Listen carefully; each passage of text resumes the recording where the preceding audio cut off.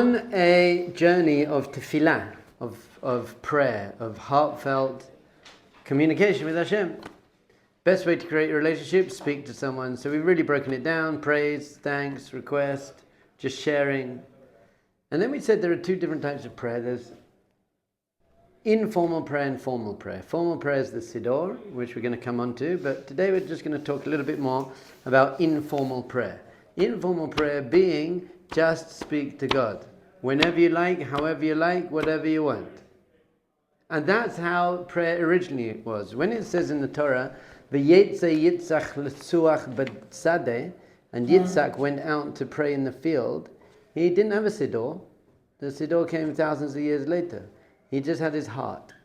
And he opened up his heart and he spoke to Hashem. And that's what prayer really is, just speaking to Hashem.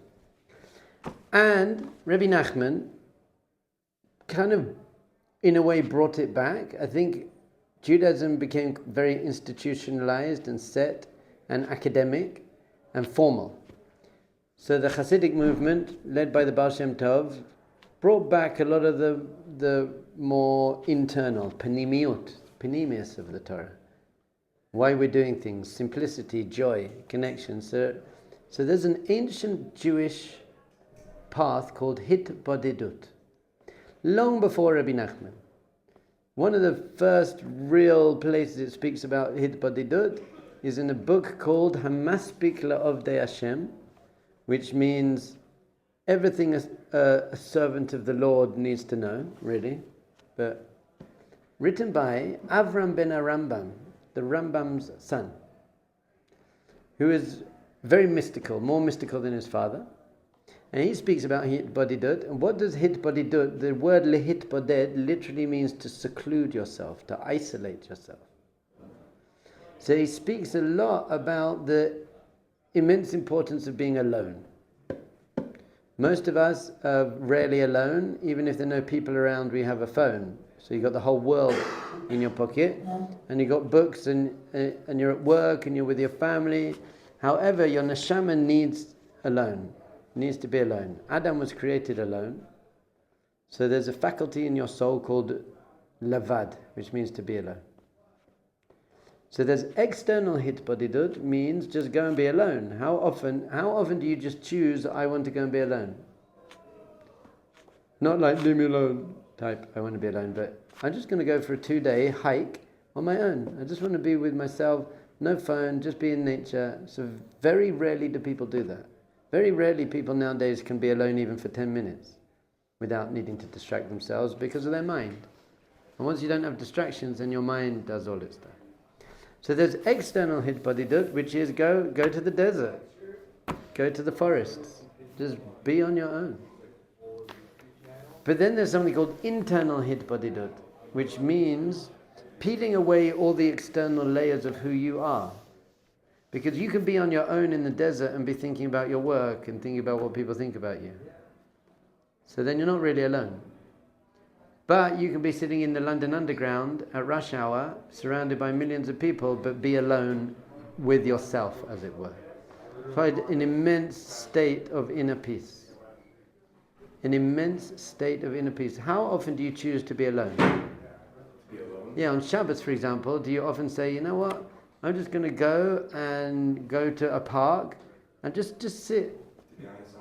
Yeah, that's what we're saying now. Very few people take that immense opportunity, and spiritually it's very, very important for you. Spiritually it's very, very important to have no distractions. And then in that place of external Hisbodedus, you can then get internal Hisbodedus, which means you can also calm your mind down. You're not thinking about all the stuff you have to do. You're not thinking about the future or the past. You're just there. So that's what Hisbodedus is, to seclude yourself. One of the major things you can then do when you have secluded yourself is speak to God. So now there's a word. Most people, if you say to them the word Hisbodedus, they're going to say, oh, you mean speaking to God in your own language. That's not actually what it originally meant. It means secluding yourself. And once you seclude yourself, it's good to speak to God. Because what's the purpose of secluding yourself in the first place? Is to peel away the layers, the external layers of the world around you, and then your internal layers of your thoughts and your desires and future and past, to reveal your soul. The purpose of secluding yourself is to seclude your soul, reveal soul, and then what's the purpose of that? Closeness to Hashem. The purpose of everything is to become close to Hashem. Yes? A great way I've heard it explained is with Hisbodedus is you go in alone and you leave realizing it's all one. Alone, all one. Lovely. Although, is it all one? Non-dual dualism here. So here we go. Rabbi Nachman, Tinyana, the second half of Likutei Moharan, speaks about this in Chav Hey, number 25 of the second half of Likutei Moharan. This is the source of Hisbodedus, how he is speaking to Hashem. Hisbodedus hu ma'ila elyona gedola min hakol. Hisbodedus is the greatest level, greater than anything else you could ever do. Dahainu ligbaya loy al kol panim shah u yoter lihitboded levado be'eze cheder u b'sadeh, to set aside an hour. Now, it's very difficult. So, shah can also mean an amount of time. Just have an established amount of time. Most Breslev Chassid, they do an hour a day at least. The Arizal would do 3 hours a day. 1 hour speaking to God like a servant to a master, 1 hour like a son to a father, and 1 hour like a lover to a lover. So he'd go, I don't have 3 hours a day. Now I'm sure I could find 3 hours a day, but then I'd only be sleeping for 3 minutes rather than an hour and 3 minutes. But let's go for now. I'm just going to be nice, and we're going to say 5 minutes, 3 minutes a day to go and have a date. I'm going on a date. Yes. As far as Breslovers taking an hour, I was speaking to Mordecai and he was breaking through with me his schedule for his new Breslov yeshiva, and apparently they have in the schedule like an hour slotted off for Hisbodedus in the forest, which I thought was very cool. Very cool. So not everyone can do that. So some people then freak out. If I can't do an hour, then I'm just not doing it. Very unhealthy thing. So we're going to say a certain amount of time that is manageable to you. And then, by the way, you'll find that you have more time. Someone said to the Rav Yisrael Salanta, if you only have an hour to learn Torah, what should you learn? Should you learn Halacha? Should you learn Chumash? Should you learn Chassidut? Should you learn Musa? And he said, if you only have an hour to learn Torah, you should learn Musa. Because once you learn Musa, then you realize you have more than an hour to learn Torah. So fine, so you start. We're going to have a start. So you're going to be alone, completely alone. That means nowadays, how do we define alone? No phone. That's what alone means nowadays. You have obviously no people, but your phone isn't with you. Now, if that's going to give you a panic attack, then that's something we need to work on in itself.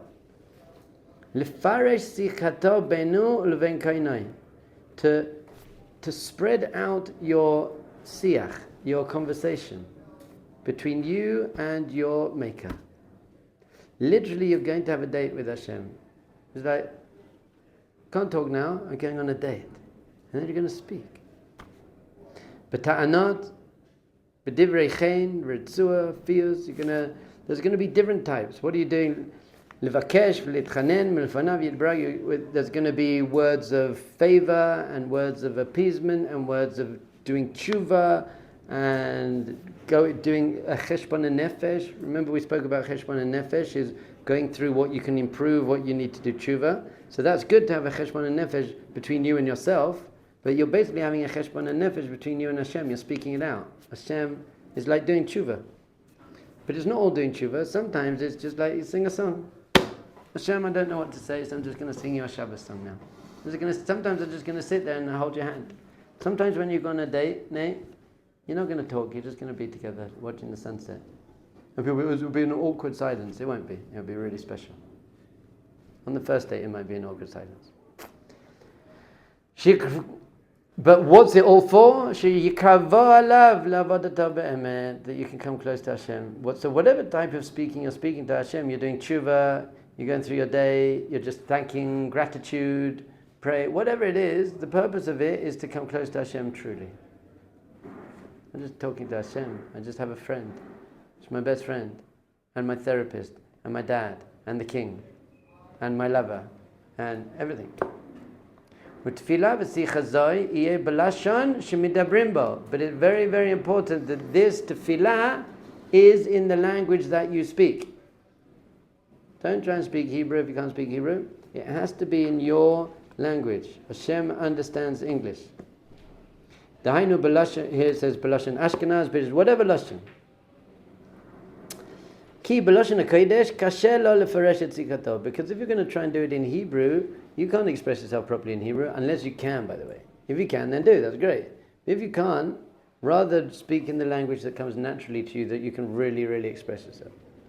I know, sometimes happens that people are dating, and they're dating in Israeli. And I ask, how good is your Hebrew? And they say, it's all right. I'm like, it's very difficult. If you can't feel like you can fully express yourself in the relationship, it's going to be very, very difficult. So you've got to be able to fully express yourself. But gam ein halev nimshach achrei diburim. And also your heart doesn't get pulled after the words if you don't understand them. This goes with your Shemona Esrei as well. If you don't really know what you're saying, then you're not going to get emotionally invested in it as much. So it has to be you're speaking in your own language. Because you're not regular, you're not used to speaking that. Because we're not used to speaking Hebrew. But in our language, that's how we speak. It's much easier and much closer to be able to open up your heart when you're speaking in the language that you know. Ki alev nimshach v'karov yoter al lashon Ashkenaz. Because your heart is closer to that type of lashon. Brilliant. So now we're going to move. There's a whole thing. Kaf Hey, you can read should we read the whole of Kaf Hey? It's quite good. Yes. I have 2 questions. Yes. First question, is it actual speech from my mouth? Speaking, not thinking. There's a fundamental difference between thinking and speaking. Thinking is speaking in your head. So you say, well, Hashem can see my thoughts, but it's not the same for you. Because speaking is manifesting, is bringing it out. In fact, elsewhere, Rabbi Nachman says, Tefillah isn't so much about what comes out of your mouth, it's what goes into your heart. You have to hear what you're saying. It makes it a much more real. Not that Hashem can't hear what you're thinking, but thinking is more passive. Speaking is I'm literally projecting myself. So when I speak to my wife, obviously my wife can't read my mind, I hope. Actually, I don't mind if she could, I think nicely. But when I speak to my wife, I'm bringing out my inner world. I'm speaking it out. And by the way, this goes in like business. People say you've got to speak out your plan. Once you speak it out, it becomes more manifest in reality. And is much harder. People find it very almost embarrassing to start doing Hisbodedus because they feel really naive. It's like, well, who am I talking to? Am I going crazy? So when I started learning with the Breslev Chassid, Yonah Akiva in Svat, and I told him that he should start doing some exercise. He wasn't doing so much exercise, and he said, so I'll do 5 minutes of exercise a day if you do 5 minutes of speaking to God a day. And I didn't really believe in God, didn't, I was still, and I said, okay. And I said, but what do I say? And he said, say whatever. So I was like, well, I don't know if I really believe in God. So he said, say that. So I went up every day onto the highest point of Svat, and I sat there, and at first I was like, you know what, God, I don't even really believe in you. And I feel stupid talking to, who am I even talking to? And I'd sit there for a while, and then I was like, but I guess if you do exist, it would be sensible to speak to you. Okay, hi. I think the world's great. It's a good world, you made the world. So it's very slow and weird and awkward at first. But what happens after a while is you just start opening up your heart. And you start speaking and say, you know what? And then you just got a therapist who'll listen to you all the time. And sometimes, even now, I'm like, Hashem, I really don't have anything to say, but I'm going to sing, or whatever. So whatever you're thinking or feeling, that's what you say. You know what, Hashem, I feel really stupid doing this. Now, why would you feel naive speaking out loud to God? Because firstly, it's not normal, but you're on your own in the park. No one's there, no one's watching you doing it. But even if you went alone now in your room, you'd feel a bit weird doing it, speaking out loud to God. Because you don't have such a deep connection. Because you don't really believe that God is really there listening. Now you do, obviously, you're all from, look at you, ish, maybe, whatever. But it's because we don't really, really actually believe it. We do. We know it. I promise you I believe that God is here and God can hear me. I promise you. And I'd pass the lie detector test. And I'd pass a multiple choice test. Is God here listening to you? Yes, no, maybe, don't know, leave me alone. I get the right answer. Do you believe that God is here listening to you? Lie detector test? Yes, I do. I'd pass. But do I really? Really, really? Not just intellectually, but as a reality, as an emotional reality. The example we often use is the difference between knowing that you won the lottery and knowing that your friend won the lottery. It's a completely different type of knowing. It's not just a piece of knowledge. Once you know you won the lottery, that's changed your life. You know he's won the lottery. I know it's your wedding day today, and you know it's your wedding today. That's a very different knowing. For me, it's a piece of information. I'm excited about it. I'll go to your wedding. But for you, it's your whole reality. It's like, wow, it's my wedding day today. I believe it. Shimshon's birthday tonight. Shimshon's 6th birthday. So we all know it's his birthday. A lot. He tells us a lot. But for him, it's his birthday. It's my birthday. For us, it's like Shimshon's birthday. We're going to a restaurant tonight. But for Shimshon, his whole day today is like, birthday. My whole day today is I'm teaching and then I'll go to the restaurant for Shimshon's birthday.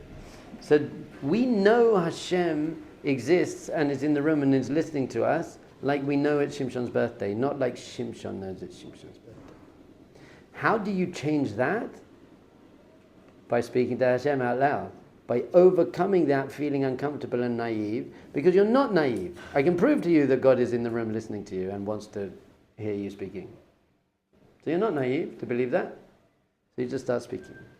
Once I was somewhere in a village in England. I took my family, we went and visited my sister. She lives in northern England, and we went for a little walk in the mountains, and there was a little village there. And it came time for mincha. And so I took my phone out, and I stood by a tree, and I pretended I was speaking to someone on the phone. Cool. Oh no, you know what? It wasn't even mincha. I think it was a time when I was doing a lot of Hisbodedus, and I refused to miss it. So I was like, I just got to go and speak to someone for 5 minutes. Wait here. I sat there, I stood by a tree like, hi Hashem. Because it looked a bit stupid like walking around speaking to yourself. That's what crazy people do. Crazy people.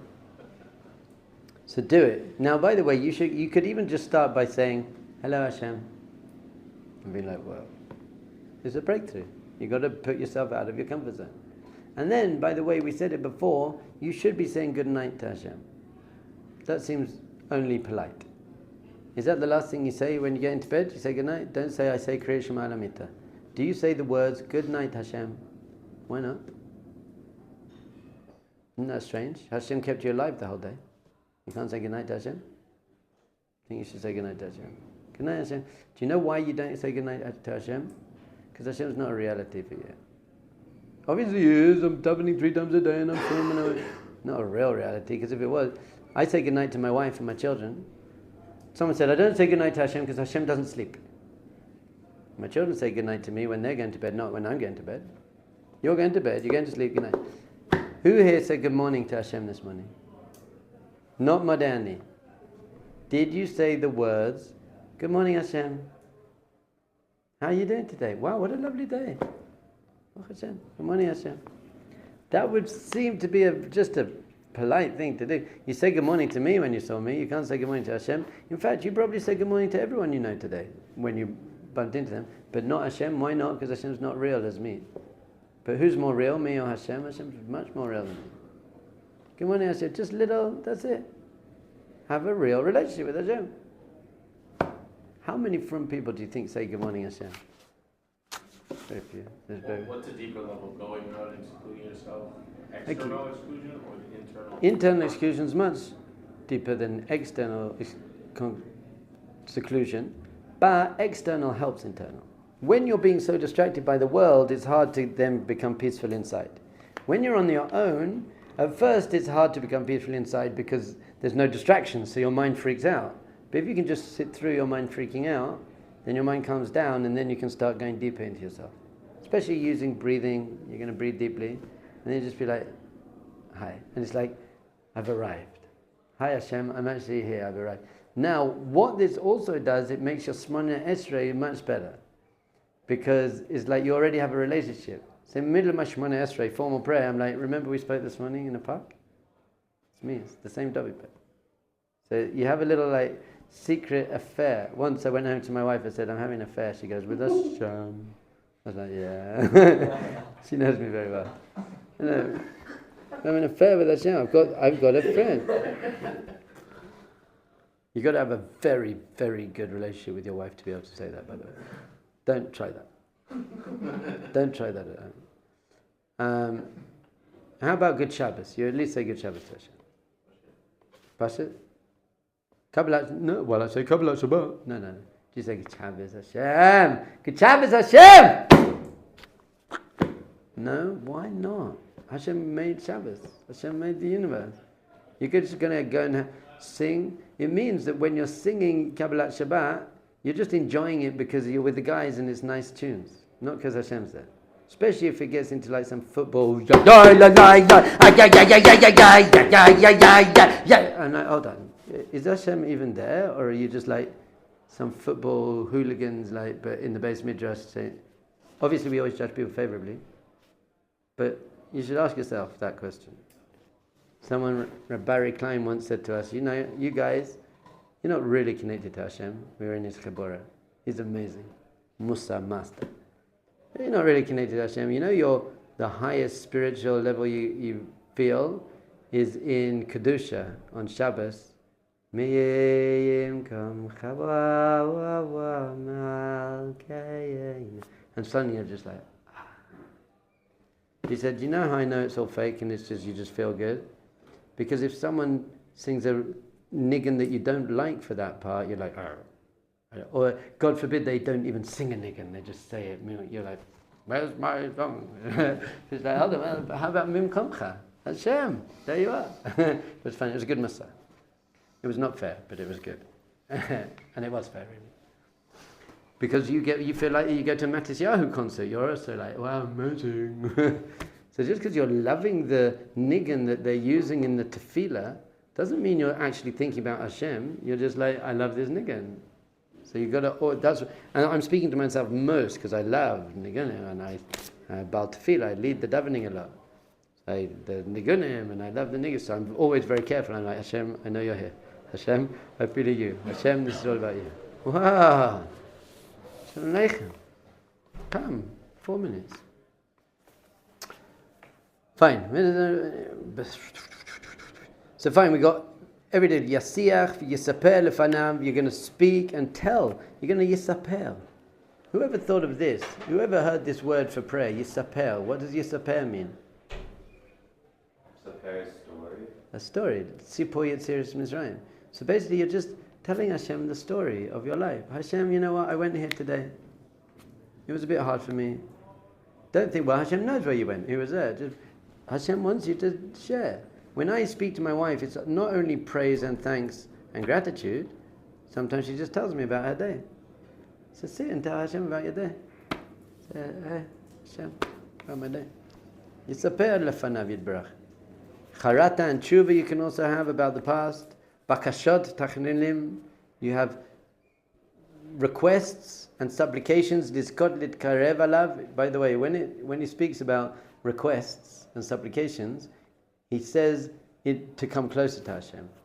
If you're going to read this very literally, your request and your supplication for Hashem should just be closeness to Hashem.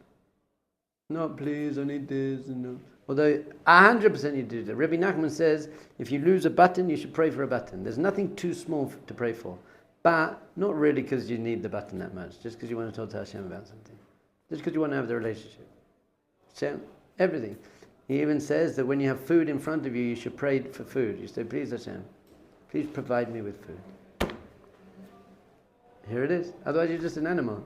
Animals just have their food. And before you say a bracha, you should pray to be able to say a good bracha. Please Hashem, please help me be able to say this bracha with real kavanah. But then you have to pray to be able to even say that properly. So then you're going to spend all day praying, which you should. It's not a bad thing to do. Please Hashem, help me eat consciously. Help me eat consciously and eat the right amount. And please help me now say the bracha, and then you say the bracha. Imagine what your eating is going to be like. And obviously, because of what we spoke about, I don't know, last month, you're not holding your knife and fork whilst you're chewing. Or food. You don't need to do that. You put food in your mouth. Whilst you have food in your mouth, you shouldn't have anything in your hands. Knife and fork down, sandwich down, and now you're just chewing. It's not like, I'm ready.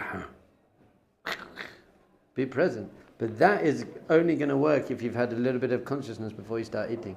Before you go to bed, Hashem. Not just Kriya Shema Alamita, which you don't really mean or understand. You're just saying the words, and it's quite long, and I'm a good Jew, so I'll say the words. There's got to be like, Hashem, help me sleep so I can get energy to serve you in the morning. Just a constant conversation. Hashem, I'm on my way to the bathroom, please help it flow. Hashem, I'm doing this, please help me. All the time, Hashem. Hashem's a real. Hashem's real. Hashem is here, Hashem is here, Hashem is truly here, Mamish here, really, actually, Mamish here. It's my song.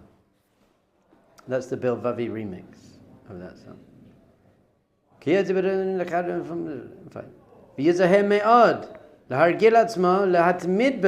to be very careful to be consistent with this. Don't be like, right, I'm going to do 5 minutes, I'm going to do this. And you do it one day and then 2 days later you're right, I forgot to do it yesterday. There has to be consistency. You have to tell your wife every day how much you love her. You have to ask your wife every day, how do you feel? What do you need? These are basically the 2 most important questions in your marriage, by the way. How do you feel and what do you need? Don't not ask them. You stop asking that for 3 days, then there's distance now. She wants to... And by the way, you shouldn't need to be reminded to ask her. You should care about her. So you should want to know how she feels and what she needs. It's not like, forgot. It's like, of course, I care about my wife. So you've got to be very, very, very careful. You say, every day. This is a daily practice.